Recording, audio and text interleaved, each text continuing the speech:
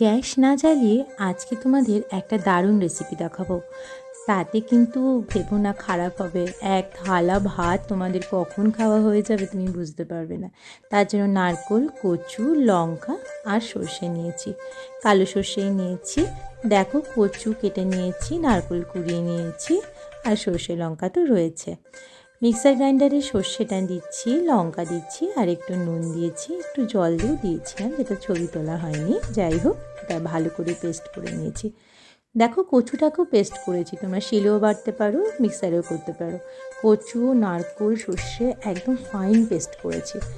আর এরপর সব যে মিশ্রণগুলো আমরা করেছি সেগুলোকে এক জায়গায় নিয়েছি, নিয়ে ভালো করে মেখেছি, আর সাথে সর্ষের তেল, নুন আর 2 চামচ চিনি দিচ্ছি। ভালো করে মাখো, আর তাতে তোমাদের রেডি হয়ে যাবে আজকের কচু বাটা। খেয়ে তো দেখো কেমন লাগে, আর খুবই সহজ।